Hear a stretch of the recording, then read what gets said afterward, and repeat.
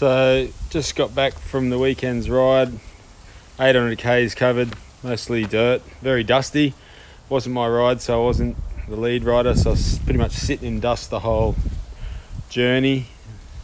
I'm just going to give it a bit of a scrub and then take the seat off and have a look at the KTM 1190 snorkel pre-filters that I tested, and I didn't lose any performance. Ran them the whole weekend, and it'll be interesting to see how dirty they are, and then dive in a bit deeper and have a look at the main air filter and see if that's relatively clean, because it was very, very dusty, as you can see.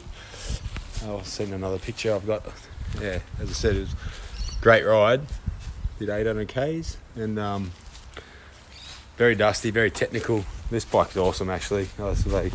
It was basically an enduro loop that we were on, not really an adventure, but not for the faint-hearted. But yeah, the bike excelled. Something to note, this was wobbling around a little bit, I thought, and as it appeared, yeah, these two bolts, I lost that one there, so worth checking, Loctiting actually before you go on a ride. I will loosen them off, put Loctite on, probably replace that with a proper bolt, but the other one's doing its job. But yeah, it just started to wobble just a little bit, and yeah, it was enough for me to pull over and have a look. And more my fault, these things vibrate. What you're asking, we're asking a lot out of these bikes, so vibration, and there is a fair bit of weight hanging off that too. So other thing, went over a big log on the fly, probably 8 inches in diameter, about a foot off the ground, and I was committed, had to do a wheelie over it. It was floating about a foot off the ground, the log, and got it over. I thought, shit, I hope I didn't flat spot the rim, which I didn't. So these are fairly strong, and the suspension handled it.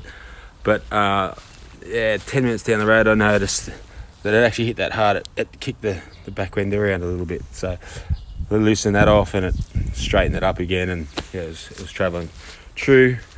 And it actually happened on another guy's bike, same log. His bike was cocked a lot more than mine though, and it was 1190, not the 790, 1190. So it does happen. There's nothing stopping it from sliding back. It's just all pulling it forward. So yeah. Anyway, I'll give it a scrub and then dive in and have a look. Okay, so I guess now it's the test. So let's see how dirty these pre-filter socks got. Take this off. Oh yeah, a bit of dirt in there. As I said, very dusty, 800 k's of dust. Pretty much as dusty as you're gonna come across. Well, not in Australia, I guess, but yeah, it was very dusty. And there they are, there's the pre-socks. As I said, didn't lose any performance. Let's cut them out and see what they look like. I'll just do one for now. Bailing. Right. Pull that out. Throw that. Here we go. And yes, very dirty. So you can see down there, it's done its job. And that would be the same, but I'll have a look down there now, just see what that looks like. But yeah, so far, I'm pretty impressed with that. 25 bucks I think they cost. And as I said, I didn't lose any performance, so could be a winner. Check the next filter. Okay, so here's the test. Took that off, let's have a little look. That's the side you're really worried about, and it's clean as a whistle. And even that, look how dirty that is still. So you can imagine without that pre-sock, how dirty that would be. But as I said, that side there looks clean as. Important part is down there. And it looks clean, it looks like a little bit of dust there, but as I said, I'll put some grease around the leading edge there. And I'm pretty happy with that. Unifilter do make another one. I've ordered that as well, so basically a bit more serviceable than this one. But this is the power part, the Australian get fitted right from the get-go from the dealer, not a paper cartridge like the European ones. But yeah, you can never have too much filtration. Well, you can actually, you can starve the engine, but this test proved that I didn't starve the engine, so I'm going to be running these. I'm going to clean those filters over there, reinsert them. The other filters are on back order, so I'd say this is a win. Anyway, up to you guys if you wanted to do that, but yeah, no, it seems to tick the boxes for me. I might get in there and clean that up later. Okay, see us. Just having a look. It's not dust. It's clean as actually.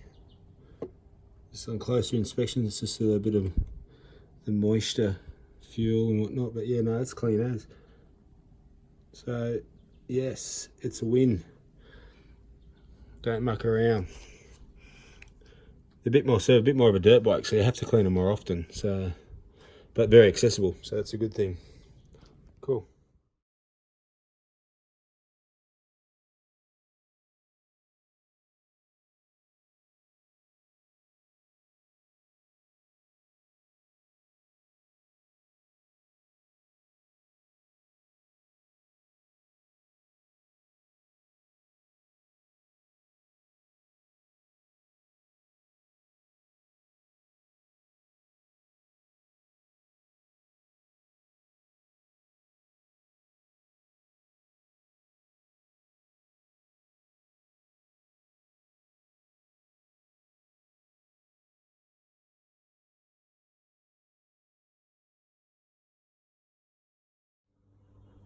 Just another thing I might try to eliminate any possible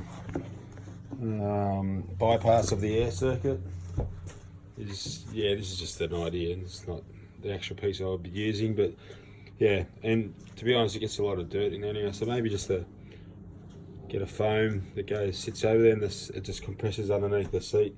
Just keep that all nice and tidy anyway. But yeah, that compressed there should definitely make the air go through your pre-filters and into your main filter, and then just keep that area generally nicer and cleaner, I'd say.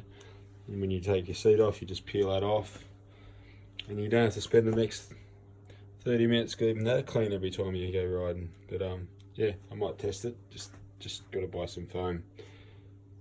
All right.